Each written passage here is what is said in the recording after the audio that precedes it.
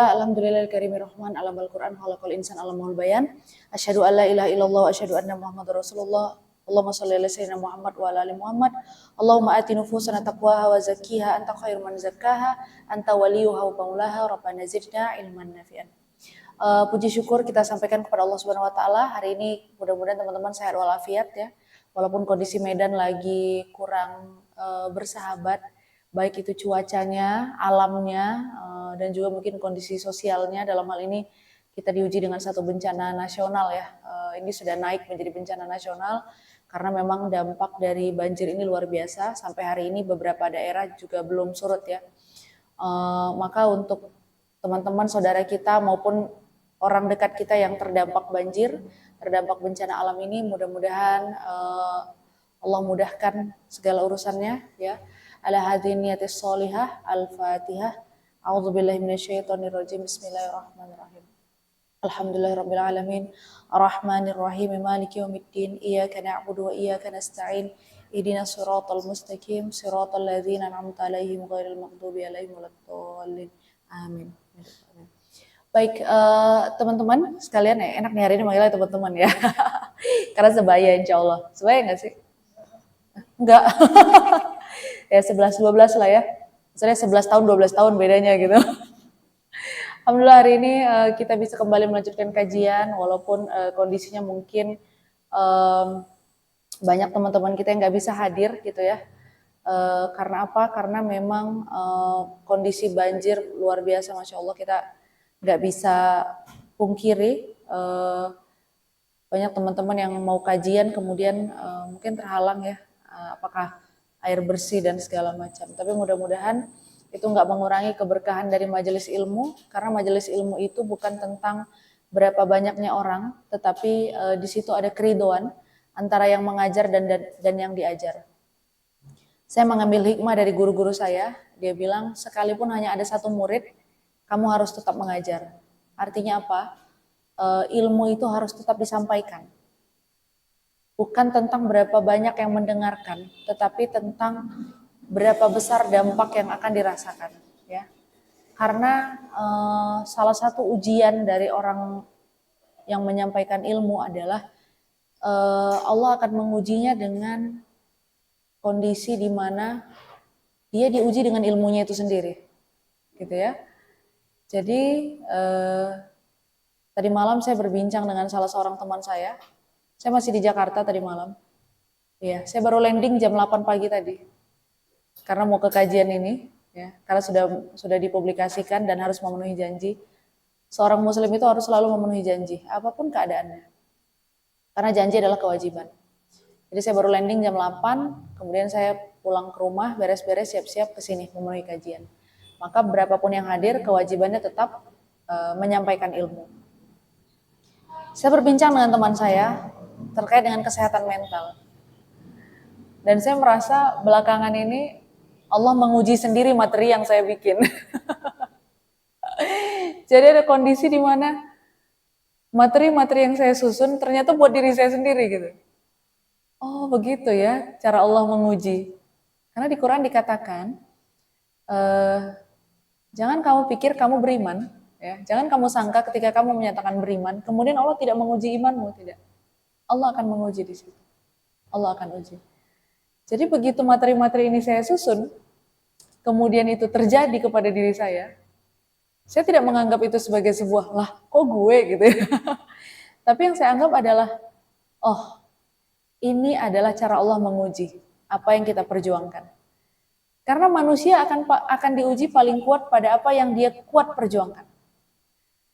Belakangan memang saya sedang memperjuangkan dengan hebat terkait dengan kesehatan mental. Saya merasa cukup sungguh-sungguh ada di dunia ini ya, di kesehatan mental, dan disitulah Allah menguji, termasuk menguji diri saya sendiri. Tetapi karena pertolongan Allah Subhanahu Wa Taala, mudah-mudahan impact-nya tidak merusak apapun ya. Artinya, apakah saya sebagai seorang terapis selalu baik-baik saja? Tidak. Kami pun tetap saja manusia biasa yang tak sempurna dan kadang salah.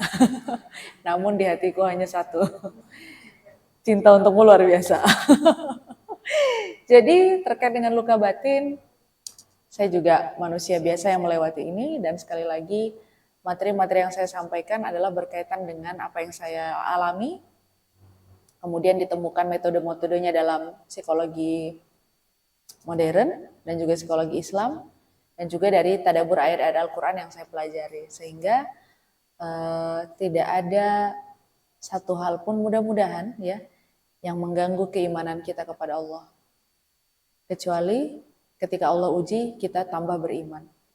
Oke, nah hari ini kita akan bahas tentang berdamai dengan luka batin, yaitu melakukan penyembuhan emosi dan trauma dalam pandangan Islam. Ya, nanti yang sudah daftar terapi, kita akan tetap terapi. Tadinya saya pikir kalau hari ini tidak ada yang daftar terapi, ya sudah kita pindahkan ke tanggal 29 ya, karena tanggal 29 akan ada terapi massal juga insya Allah. Tapi ternyata qadarullah ya memang sudah ada yang hadir untuk terapi, dan orang kalau udah mau terapi nggak boleh ditunda. Saya syaratnya gitu. Saya nggak akan nyuruh orang terapi. Tapi kalau orang datang untuk terapi tidak akan saya tunda. Kenapa? Karena dia sudah berangkat dari kesadaran bahwa dia ingin sembuh dan dia ingin pulih. Gitu ya. Oke, next. Ya. Boleh nggak sih kita terluka? Boleh nggak? Ada yang ngelarang nggak kita terluka? Kalau nggak ada yang ngelarang kita terluka, kenapa kita perlu menolak diri kita ketika sedang terluka? Kadangkala saat kita sedang kecewa, sedang terluka, kita menolak diri kita memboikot diri kita sendiri. Bagaimana caranya kita memboikot diri kita sendiri? Aku nggak suka kayak gini, ya. Aku nggak bisa. Ayo dong, coba berdamai. Nggak bisa, udah nggak bisa. Nah itu namanya self boycott. Kita memboikot diri kita sendiri. Berapa banyak dari kita yang melakukan ini? Hampir sebagian besar. Ya, ini salahku. Tapi ngomong ini salahku bukan dalam rangka introspeksi, bukan dalam rangka muhasabah, tetapi blaming on yourself, menyalahkan diri sendiri. Ini kan gara-gara aku kayak gini, gara-gara aku kayak gini. Tidak. Ya. Jadi, saya sepakat dengan statement bahwa kamu tidak akan terluka sepanjang kamu tidak mengizinkan dirimu terluka. Oke? Kamu tidak akan terluka sepanjang kamu izinkan dirimu tidak terluka. Artinya, selama kita mengizinkan diri kita tetap bahagia, mengizinkan diri kita tetap rela dan ridho terhadap ketetapan Allah, maka tidak ada satu hal pun yang bisa melukai kita. Teman-teman tahu doanya ya, Bismillahilladzi la yadurru ma'asmihi syai'un fil ardi wala fis sama wa huwas samiul alim. Doa ini coba teman-teman renungkan. Bismillahi dengan nama Allah, Allazi yang dengan namanya la yadurru, tidak akan membahayakan.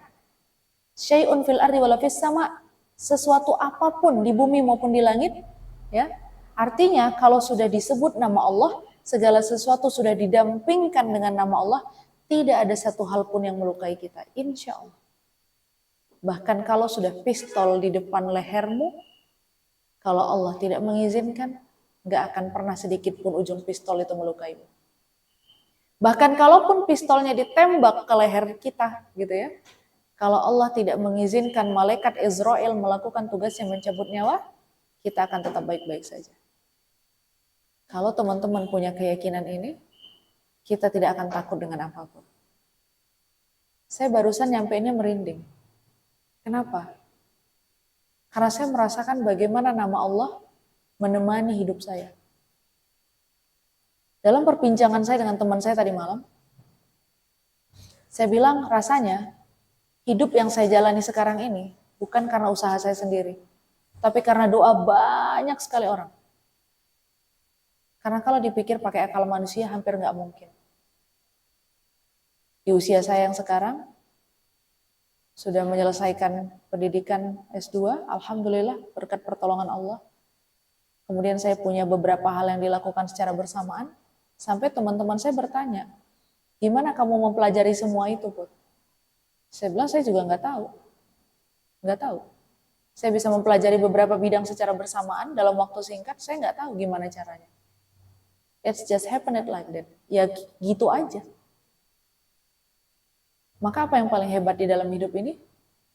Ridho Allah. Ridho Allah saja. Ya. Jadi kalau teman-teman tidak mengizinkan diri terluka, bisa terluka nggak? Sepakat ya? Oke, next. Nah, apa itu luka batin? Kita kenalan dulu. Karena kalau nggak kenalan, nanti salah paham. Ya, bener nggak? Kenalan dulu, luka batin itu apa?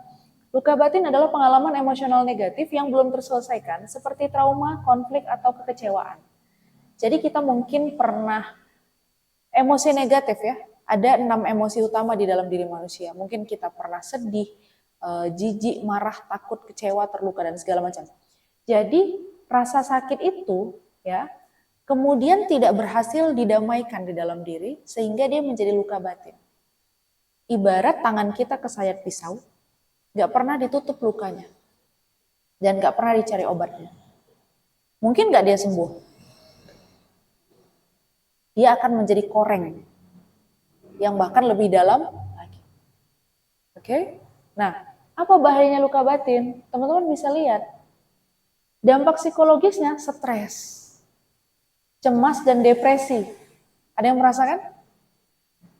Nggak apa-apa, nggak ngaku di sini nggak apa-apa juga. It's okay, kan? Nggak ada masalah. Yang kedua dampak fisik. Insomnia. Apa insomnia? Susah tidur. Ada yang merasakan? Ya, it's okay. Insomnia itu orang yang punya beban mental, beban psikis. Tapi orang yang juga terlalu sering tidur juga punya beban mental. Iya, bener. Ya, nggak usah senyum-senyum, pada sadar semua kayaknya. Jadi orang yang tidurnya nggak normal, normalnya tidur tuh 6 jam. Usia kita ya. Atau kalau kita mau qailullah 7 jam lah. 6 plus 1 gitu. Qailullah tahu ya? Tidur siang sebentar. Nah, untuk break istirahat. Jadi orang yang susah tidur itu memang ada beban psikologis. Dan orang yang terlalu sering tidur sampai di luar batas normal itu juga punya beban psikologis. Kenapa? Karena badan kita itu punya mekanisme mempertahankan diri. Jadi kalau misalnya kita dalam tanda kutip badan kita ini lelah sekali gitu ya, dia akan secara otomatis menonaktifkan beberapa hal sehingga kita disuruh tidur. Badan kita tuh merespon tidur gitu. Saya belakangan memang lagi lelah sekali secara fisik ya.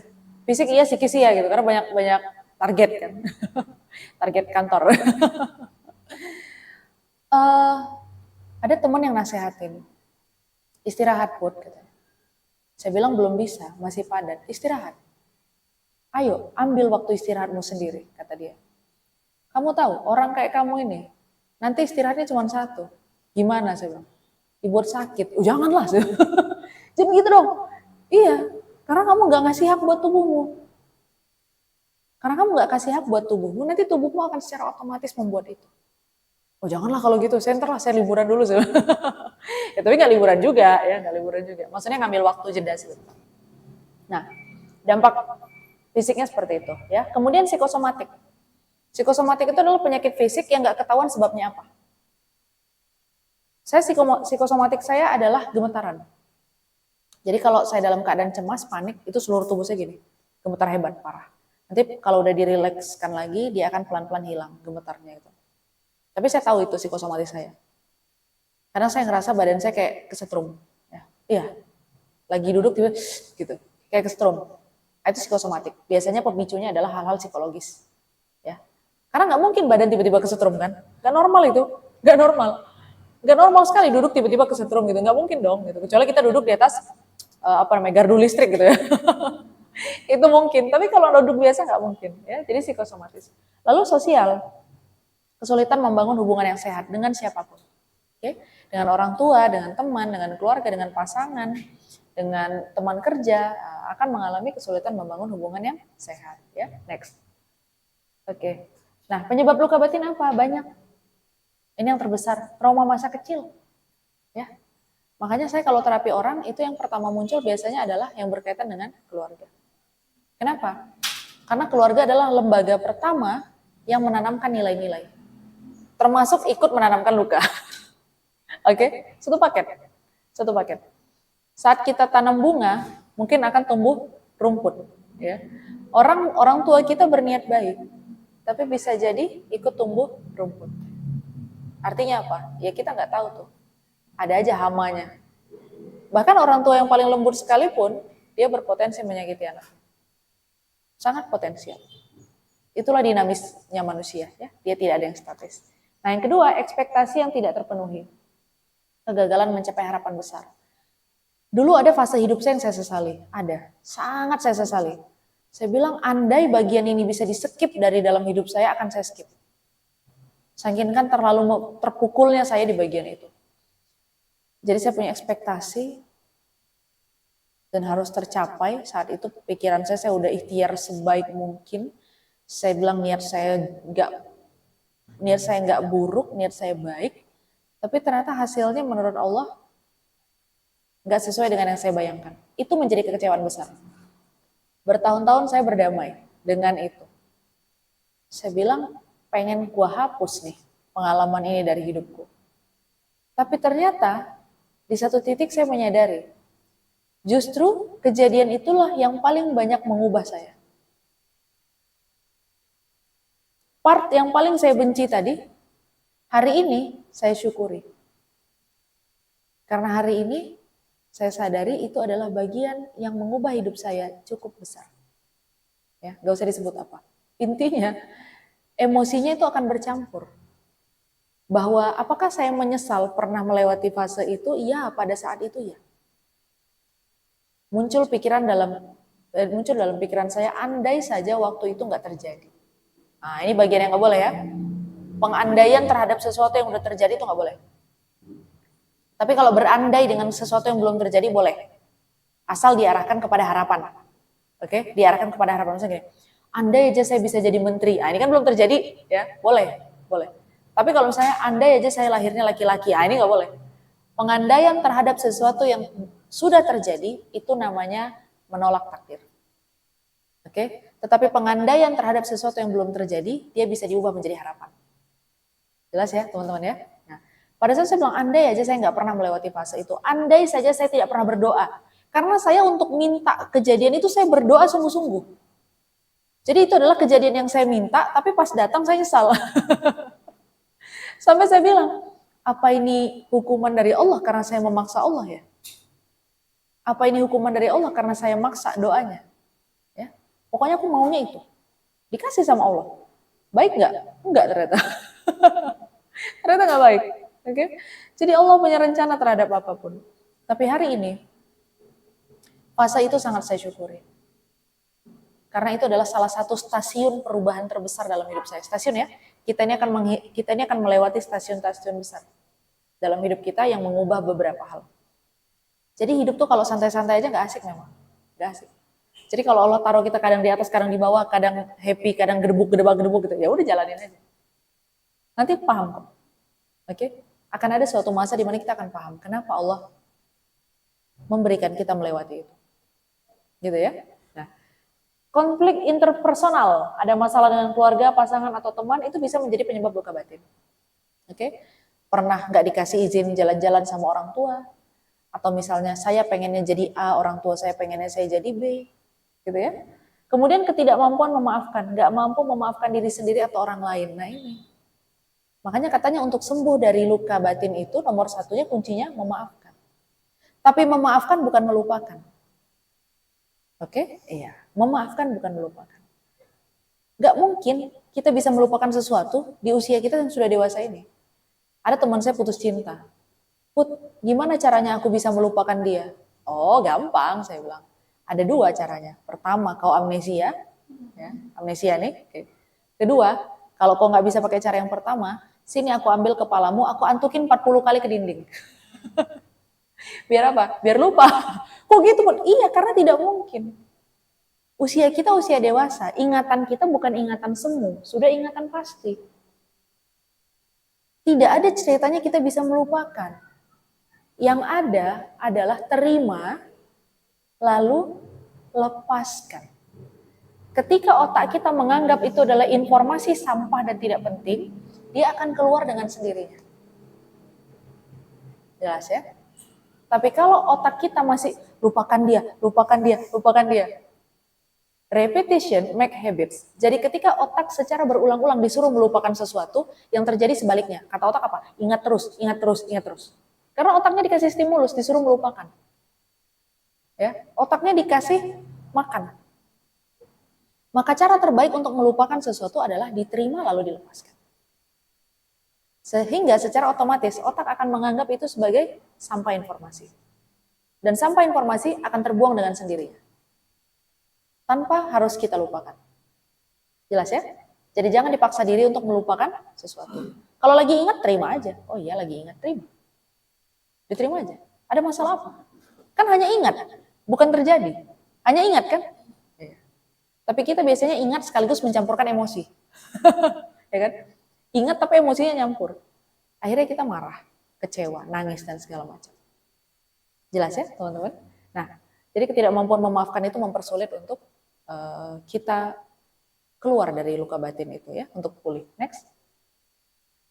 Nah, ini kan sering ya, saya juga dalam beberapa kali kajian saya sampaikan bahwa ibadah dan luka batin itu berhubungan, tapi bukan menjadi satu-satunya faktor. Oke? Ketika seseorang kurang baik ibadahnya, yes, akan mempengaruhi luka batin.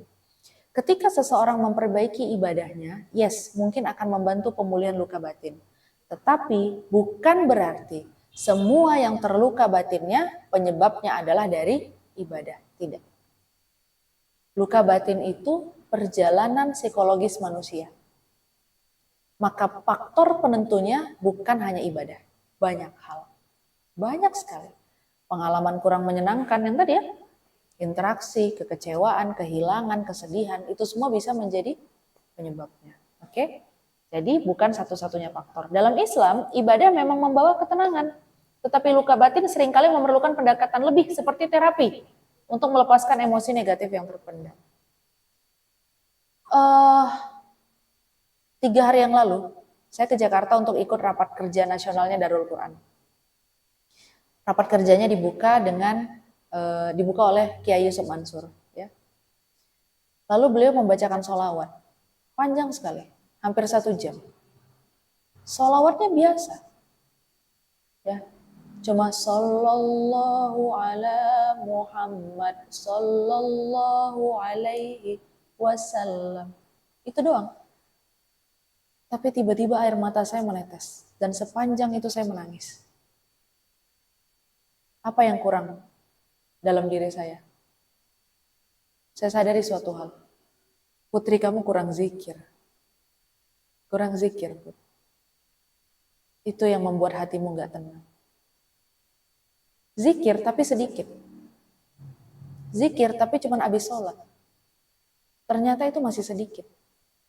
Buktinya ketika dibawa bersolawat saja, belum zikir ya, bersolawat saja, saya sudah nangis. Apa yang terbayang pada wajah pada saat itu?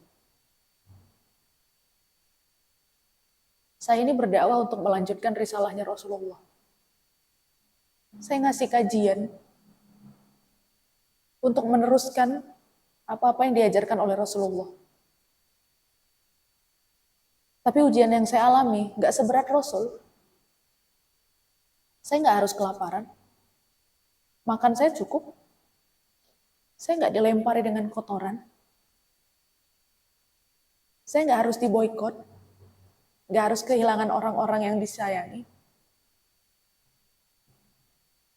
Bagian mana yang saya anggap menjalankan risalah Rasulullah itu yang mana? Kalau diuji sekecil ini aja saya udah goyang. Jadi selama sholawat itu saya menangis. Dalam pikiran saya, katanya mau nerusin dakwahnya Rasul. Yang mana, Put? Beneran kamu ini? Diuji sekecil ini aja kamu goyang gitu. Yang mana yang kamu bilang pengen nerusin dakwah itu yang mananya? Makanya berapapun jumlah yang datang hari ini saya tidak masalah. Karena tugas kita cuma al-balagh, menyampaikan. Kalau Allah izinkan yang dengar hanya sekian orang, ya memang itu izin Allah, selesai. Gak ada yang harus dikhawatirkan. Ya. Saya lihat diri saya sendiri, saya tunduk sepanjang sholawat itu. Kamu kurang zikir, Put. Saya bilang ke diri saya.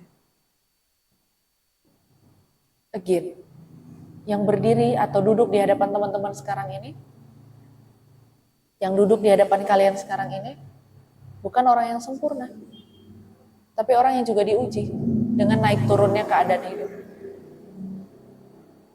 Jadi saya akui ya kurang zikir memang. Buktinya begitu dibawa sholawat nangis. Ya, masalah lain nggak bikin saya nangis. Saya juga heran kenapa masalah yang lain nggak bikin saya nangis, tapi giliran dibawa sholawat nangis. Oh berarti ini yang kurang adalah zikirnya. Karena itu mungkin yang dibutuhkan sama tubuh saya, tapi nggak saya kasih. Ya, tubuh kita ini, ruhiyah kita ini makanannya zikir. Jadi orang yang jarang zikir, wajar badannya sering gak enak. Karena nggak dikasih makan. Jelas ya? Oke, next. Nah, bagaimana ibadah itu bisa menyembuhkan luka batin? Ada 3 hal yang paling utama. Pertama, berzikir dan sholat. Ya, ar-ra'du, nanti kita bahas sedikit tadaburnya. Yang kedua, doa dan tawakal. Menyerahkan luka kepada Allah sebagai upaya melepaskan rasa sakit. Setiap kali saya merasakan rasa sakit, saya bilang ke Allah, aku nggak apa-apa kok. Kalau Allah berkenan mengampunkanku dengan rasa sakit ini, aku nggak apa-apa. Karena tidak ada rasa sakit yang dialami seorang muslim kecuali Allah menghapuskan dosanya. Jelas ya hadisnya? Tidak ada sedikit pun rasa sakit yang dirasakan oleh seorang muslim kecuali Allah menghapuskan dosanya. Walau dia hanya tertusuk duri. Oke? Itu fisik loh, apalagi psikis. Jadi kalau kita merasa sedih, kecewa, terluka dan segala macam, it's okay, nggak apa-apa. Pasti ada dosa kita yang mau diluruhkan sama Allah. Pasti. Jangan lihat lukanya, coba lihat kesempatan diampunkan oleh Allah. Teman-teman bayangkan, begitu kita diuji dengan rasa sakit, yang ada di kepala kita jangan rasa sakitnya, tapi peluang diampunkan Allah. Siapa di antara kita yang nggak bahagia kalau diampunkan Allah? Ada? Ada yang nggak bahagia kalau diampunkan Allah? Enggak kan? Semuanya bahagia kan? Jelas ya?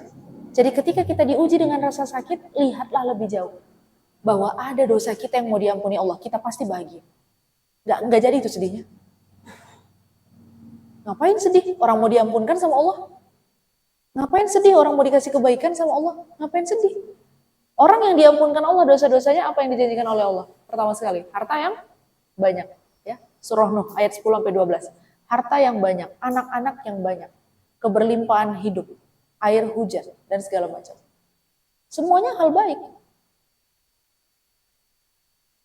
Jadi kalau kita diuji dengan rasa sakit, jangan lihat rasa sakitnya, tetapi lihat ampunan Allah akan segera turun untuk kita. Jelas ya? Oke, next. Belum, bentar. Menggali kekuatan spiritual ya. Dari surah Al-Baqarah 286, memahami bahwa ujian adalah bagian dari rencana Allah untuk memperbaiki diri. Sepakat ya teman-teman ya? Gak bisa hidup itu santai-santai, itu gak bisa. Memang harus naik turun. Emang kalau kita hidup itu satu jalur aja, enak gak sih? Gak seru ya? Gak seru gitu. Kayak mana kita bisa membedakan naik turunnya kehidupan, seru-seruannya, kalau kita hanya segitu aja frekuensinya. Saya punya kebiasaan, kalau mau belajar, saya ini orang yang kalau belajar harus hening. Gak boleh ada suara. Harus hening. Kenapa? Biasa di pesantren, anak pesantren ya. Terbiasa berisik, jadi kalau mau belajar harus hening. Orang biasanya belajar menggunakan musik. Ya kan? Saya juga bingung gimana ya biar suara-suara ini gak mengganggu. Karena memang kuping saya ini kayak, aduh ini ganggu banget suara-suara ini. Akhirnya saya belajar mendengarkan audio instrumental. Oke? Tapi ngeganggu juga ternyata. Karena otak saya otak kiri. Sehingga musik sekecil apapun akan mengganggu. Konsentrasinya malah pecah nanti, dua-duanya. Saya bikin namanya conditioning otak. Jadi sebelum belajar, saya dengarkan musik 1 menit saja. Musik instrumen. 1 menit. Begitu 1 menit saya matikan. Tek. Nggak diturunkan volumenya, dimatikan, di pause. Tek, tutup. Untuk apa gunanya? Mengkondisikan otak saya, Putri yang tadi barusan namanya berisik, nah ini yang namanya tenang. Karena yang saya butuhkan adalah ketenangan. Jadi otaknya dikasih dulu berisik, tok, tok, tok, tok, tok, diberhentikan. Tok. Begitu diberhentikan, otaknya kontras. Oh, yang tadi namanya berisik, yang sekarang namanya tenang. Jadi itu yang saya lakukan sekarang kalau mau belajar. Saya putar musik di bawah 1 menit, 1 menit saya matikan. Langsung otak saya masuk ke fase hening. Ini namanya hening. Baru saya bisa belajar. Oke? Hidup juga gitu. Kalau kita mau tahu hidup mana yang diberkahi oleh Allah, kita mungkin harus melewati dulu fase hidup yang nggak diberkahi. Ya kan? Sepakat nggak? Ya. Untuk tahu apa nikmatnya sehat, mungkin kita harus melewati dulu fase yang namanya diuji dengan sakit. Dikondisikan sama Allah. Ini loh namanya sehat. Sehatnya kamu itu karena pertolonganku. Maka sebelumnya kamu diuji dulu pakai rasa sakit. Jadi nanti teman-teman dalam perjalanannya pulih secara mental, insya Allah ya, amin ya rabbal alamin. Kalau doa gitu cepat diaminin, amin langsung gitu ya. Nanti ke depannya insya Allah teman-teman pulih secara mental. Barulah teman-teman akan merasakan, oh ini yang namanya pulih, yang kemarin namanya terluka. Iya, masuk di akal kan? Yes. Jadi memang kita akan dipergulirkan rasa sakit itu. Maka terima sebagai sebuah proses. Jelas ya? Oke, next. Nah, dari surah Ar-Ra'd ayat 11, A'udzubillahi minasyaitonirrajim. Innallaha la yughayyiru ma biqaumin hatta yughayyiru ma bi anfusihim. Sesungguhnya Allah tidak mengubah keadaan suatu kaum sehingga mereka mengubah keadaan yang ada pada diri mereka sendiri. Jadi siapa yang berhak mengubahnya? Yang berhak mengubah adalah Allah. Tetapi yang melihat itu adalah, yang memulai niatnya adalah kita. Oke, guru saya mengajarkan cara memandang ayat ini. Dia bilang, lihatlah dengan terbalik. Oke, lihatlah dengan terbalik. Dua sisi. Kita menganggap bahwa Allah akan mengubah kita setelah kita berusaha mengubah diri sendiri. Itu adalah sudut pandang pertama. Sepakat ya? Allah akan mengubah kita kalau kita udah mengubah diri sendiri. Tapi Ustadz saya bilang, coba balik. Oke? Lihat dua sisi. Lihat yang depannya dulu. Bahwa Allah akan mengubah kita. Itu dulu ya, Allah akan mengubah kita. Bisa jadi Allah akan mengubah kita walaupun kita belum mengubah diri sendiri. Dua sisi. Allah punya cara. Ya. Maka apapun cara Allah dalam mengubah bentuk kita, mengubah kualitas kita, terima, selesai. Sakit ya Allah, iya sakit, tapi jalanin. Gak enak ya Allah, iya memang gak enak, tapi jalanin. Nanti Allah tahu kok cara bayar lunas. Insya Allah Allah bayar dengan lunas. Ya, next. Nah, apa tadaburnya? Lihat.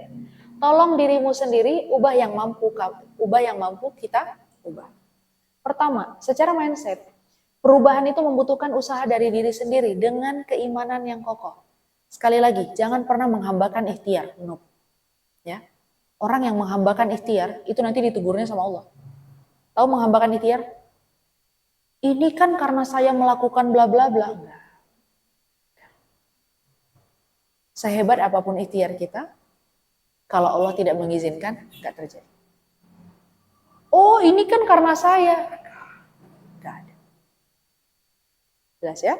Nah, yang kedua, attitude, keyakinan. Sabar dan yakin bahwa Allah akan memberikan jalan keluar.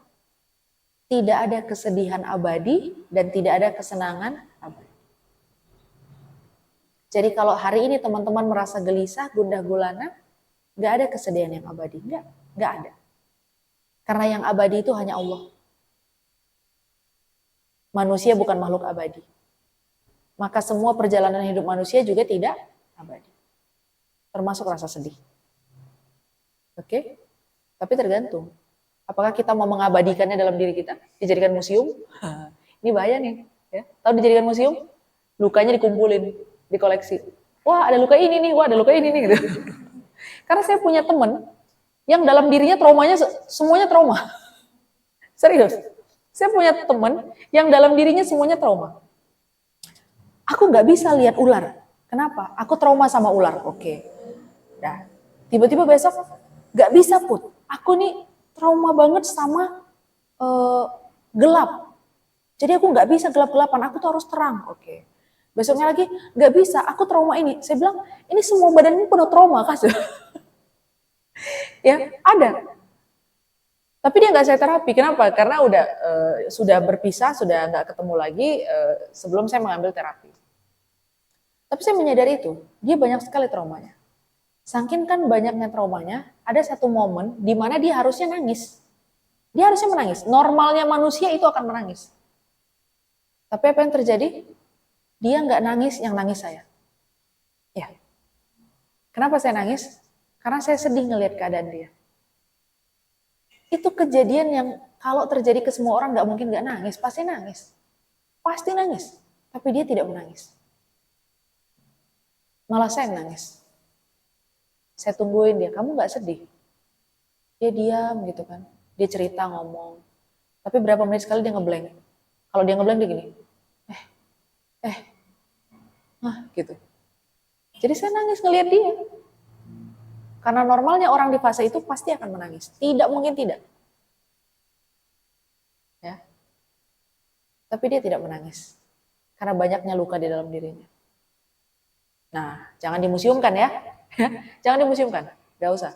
Kalau memang bukan waktunya, jangan mau waktunya juga nggak usah dimuseumkan ya. Nggak usah dimuseumkan lah, yang bener aja. Jadi jangan dimuseumkan. Halal kayak gitu lepaskan. Oke? Nah, secara behavior, perilaku. Mulailah langkah kecil untuk memperbaiki diri dan memohon pertolongan Allah. Makanya teman-teman yang datang ke sini dan mau terapi, saya anggap sebagai satu langkah untuk berdamai dengan luka batinnya ya. Satu langkah awal. Gak bisa hari ini kalian terapi besok langsung baik, gak bisa begitu ya. Obat aja butuh 3x1, 2x1, makannya 10 kaplet. Ya, makan sampai habis, gak bisa. Itu perjalanan hidup yang harus dilewati. Ya. Jadi kalau hari ini teman-teman terapi adalah langkah awal. Langkah selanjutnya adalah terus berusaha memperbaiki diri dan mengobati diri sendiri. Jelas ya? Next. Nah, bagaimana tadabbur asmaul husnanya? Al-Mu'min. Allah Al-Mu'min, Allah yang maha memberikan keamanan. Maka ketika kita terluka, ketika kita mengalami kondisi di mana batin kita nggak baik-baik aja, kita nggak tenang, ingatlah bahwa Allah itu Al-Mu'min. Allah itu penjaga keamanan. Kalau sudah bersama Allah, tidak ada satupun yang akan melukai diri kita. Nggak akan ada. Ya, nggak akan ada. Insya Allah, jangan takut. Oke? 3 hal yang harus kita yakini. Meyakini bahwa Allah memberikan keamanan hati bagi mereka yang berserah kepadanya, membangun kepercayaan penuh kepada Allah sebagai pelindung utama, dan mempraktekkan zikir yang mengingatkan bahwa Allah selalu menjaga hambanya. Teman-teman, dalam beberapa kajian terakhir saya sampaikan ya, yang membuat kita jauh dari Allah adalah kita menganggap Allah itu sama dengan kita. Sehingga kita merasa Allah itu jauh sekali. Tapi kalau kita menyadari betapa luasnya kekuasaan Allah, betapa hebatnya kekuasaan Allah, maka kita akan menyadari Allah itu dekat sekali dengan kita. Allah meliputi kita semua. Ya, next. Oke. Nah, dalam terapi hari ini, sebagai seorang certified depth therapist, yang saya akan lakukan kepada teman-teman adalah terapi depth. Apa itu depth? Depth itu namanya deep seek tapping technique. Deep itu dalam, seek itu psikis, ya. Tapping itu ketukan, tepukan, ya. Kayak kita ngetuk-ngetuk handphone, namanya tap teknik dalam perspektif Islam. Nah, apa gunanya? Membantu menenangkan sistem saraf dengan cara yang sesuai dengan nilai Islam. Alasan saya mengambil depth adalah karena dia dimulai dengan tawakal dan dibuka dengan zikir. Oke? Dibuka dengan zikir, lalu afirmasi doa di akhir. Jadi saya melihat ini tidak bertentangan dengan syariat Islam yang manapun. Insya Allah ya. Kenapa? Karena ini adalah pengakuan apa yang kita rasakan. Secara psikologi ini dibenarkan, secara psikoterapi memang begini caranya, dan secara Islam ini juga dibutuhkan. Pada saat kita berdoa kepada Allah, apa yang kita lakukan? Mengakui dosa kan? Coba, doanya Nabi-Nabi ada nggak yang permintaan? Coba, doanya Nabi Adam. Rabbana zolamna anfusana wa illam taghfir lana wa tarhamna lanakunanna minal khasirin. Rabbana zolamna anfusana. Ya Allah, iya aku ngaku, aku udah zolim. Aku melukai diriku sendiri. Wa illam taghfir lana, kalau engkau nggak ampunkan aku. Wa tarhamna, kalau engkau nggak sayangi aku. Lanakunanna minal khosirin, aku menjadi orang yang rugi. Pastilah aku menjadi orang yang rugi. Ada permintaan di dalamnya? Ada permintaan di dalam doa itu? Dimulai dengan apa? Pengakuan kesalahan, dosa. Oke. Doanya Nabi Yunus. La ilaha illa anta subhanaka inni kuntu minaz zalimin. Ada permintaan di dalamnya? Maha tiada Tuhan selain Engkau ya Allah, Maha suci Engkau. Sesungguhnya aku ini orang yang zalim. Ada permintaan? Tidak. Yang ada apa? Pengakuan. Oke? Doanya Nabi Ayub, Rabbi anni massaniyad dur wa anta arhamur rahimin. Tuhanku, aku disentuh penyakit, bukan sakit lagi. Kalau kita enggak, ya Allah aku sakit ya Allah, gitu kan? Nabi Ayub, Rabbi anni massaniyad dur. Wahai Tuhanku, aku disentuh penyakit. Dilewat masa itu gini, nih gini doang. Kebayang ya, itu penyakitnya Nabi Ayub udah ngegrogotin seluruh tubuhnya, ya, berbelas tahun lamanya. Teman-teman tahu kenapa Nabi Ayub kemudian membaca doa ini? Doa ini dibaca setelah beliau sakit belasan tahun. Sebelumnya istrinya bilang, kamu kan Nabi, mintalah sama Allah kesembuhan. Kamu seorang Nabi, pasti Tuhan mendengarkan doamu, minta. Apa kata Nabi Ayub? Sesungguhnya aku malu. Karena Allah memberikan lebih banyak nikmat dibandingkan sakit. Nabi loh. Sementara kita, ya Allah aku udah demam 3 hari, sembuhkanlah ya Allah, capek kali loh, kayak mau meninggal kan. Oke. Jadi inti dari berdoa adalah mengakui kelemahan diri sendiri. Kalau kita nggak mengakui kelemahan kita, itu sulit. Makanya hamba ikhtiar akan dihukum. Hamba ikhtiar akan dihukum. Ini kan karena aku udah berdoa kepada Allah. Enggak, siapa bilang? Buktinya ada orang berdoa nggak berdoa, hidupnya bisa baik-baik aja tuh.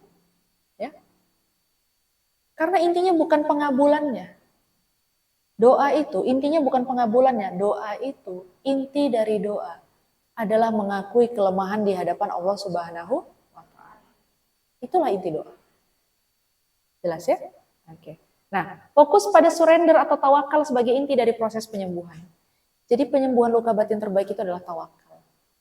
Tapi selama ini kita cuma disuruh tawakal. Nggak diajarin cara tawakal. Oke? Yang ketiga, digabungkan dengan ibadah untuk hasil yang lebih mendalam. Makanya pakai zikir sama doa. Ya. Belum pernah kan terapi dep kan? Nah, yang daftar hari ini pasti mau nyoba kan?